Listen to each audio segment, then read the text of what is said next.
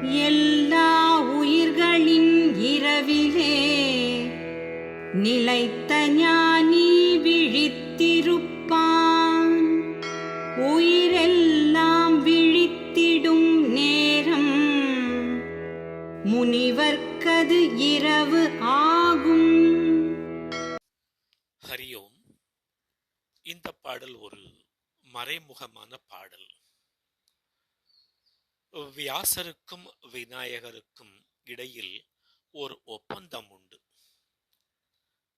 மகாபாரதத்தை எழுதுவதற்காக வியாசர் விநாயக பெருமானை அணுகி கேட்கும் பொழுது விநாயக பெருமான் கூறிய ஒரு ஒப்பந்தம் என்னவென்றால், நான் எழுதுகின்ற வேகத்திற்கு நீங்கள் கூற வேண்டும், அப்படியென்றால் நான் மகாபாரதத்தை எழுதுகிறேன் என்று கூறினார் விநாயக பெருமான்.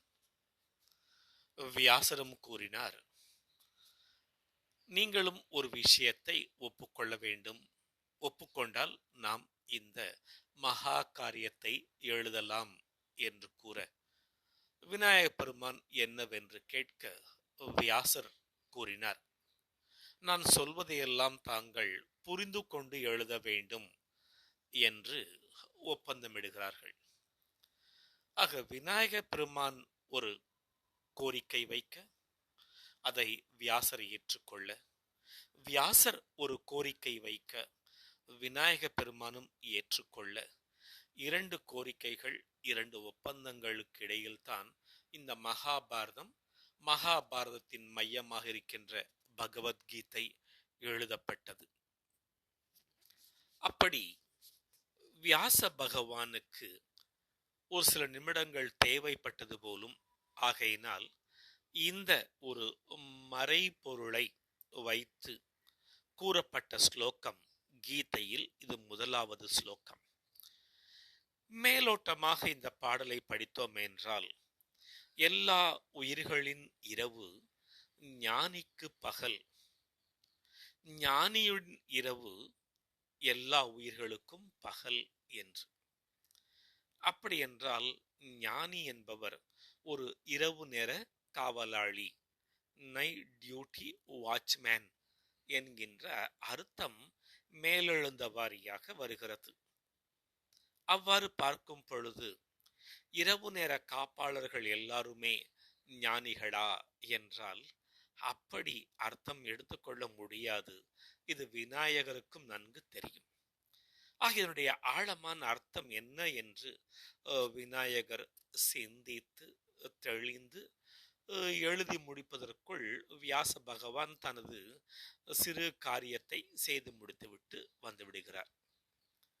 நாம் இதை இப்பொழுது புரிந்து கொள்ள முயற்சி செய்வோம். வேதாந்தத்தில் இரவு என்பது அறியாமை, பகல் விழிப்பு என்பது விழிப்புணர்வு. எல்லா உயிர்களின் இரவினிலே என்றால் எல்லா உயிர்களுக்கும் எது அஞ்ஞானம், அது ஞானிகளுக்கு ஞானம். ஆம், அஞ்ஞானிகள் தான் ஆத்மஸ்வரூபம் என்பதை அறியாமல் இருக்கிறார்கள். ஞானிகள் தான் ஆத்மஸ்வரூபம் என்பதை அறிந்து இருக்கிறார்கள். இதுதான் எல்லா உயிர்களின் இரவு ஞானிகளுக்கு பகல் என்று சொல்லப்படுகிறது. பிறகு ஞானிகளுக்கு எது இரவோ அது அஞ்ஞானிகளுக்கு பகல்.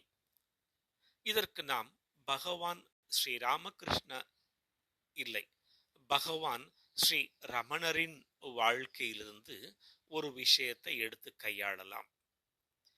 பகவான் ரமணரிடம் ஒரு டிவோட்டி கேட்கின்றார், சுவாமி, தங்களை நோக்கி வருகின்ற பக்தர்களின் மனக்குறைகளை, மனநோய்களை, தேக நோய்களை கூட சில நேரங்களில் குணப்படுத்தி அனுப்புகிறீர்கள்.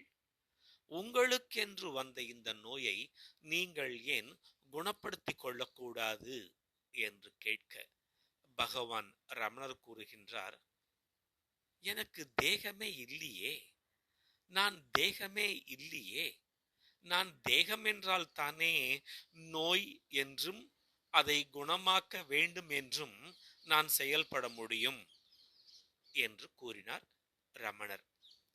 அஞ்ஞானிகளாகிய நம் பார்வைக்கு ரமண மகரிஷி என்பவர் ஒரு தேகமாக நாம் காண்கின்றோம். ஆனால் பகவான் ரமண மகரிஷி தன்னைத்தானே ஆன்ம உணர்வாக ஆத்மானுபூதியாகத்தான் அனுபவித்துக் கொண்டிருந்தாரே தவிர தன்னை தேகமாக அவர் அபிமானிக்கவும் இல்லை, எண்ணவும் இல்லை, உணரவும் இல்லை.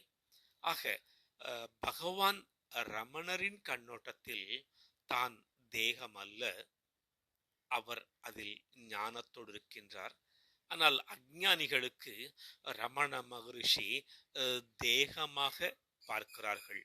ஆம், அஞ்ஞானிகள் யதார்த்தமாக ரமண மகரிஷி என்பவர் தேகஸ்வரூபமானவர் தெளிவாக இருக்கிறார்கள். ஆனால் அந்த விஷயத்தில் பகவான் ரமண மகரிஷி அறியாமையில் தான் இருக்கின்றார். ஆம், அறியாமையிலிருந்து தெளிந்த பிறகு மீண்டும் அறியாமைக்கு வருவதில்லை ஞானிகள். ஆக இந்த பாடலில் எல்லா உயிர்களின் இரவு ஞானிகளுக்கு பகல், அஞ்ஞானிகளுக்கு எது பகலோ அது ஞானிக்கு இரவு. ஹரி ஓம்.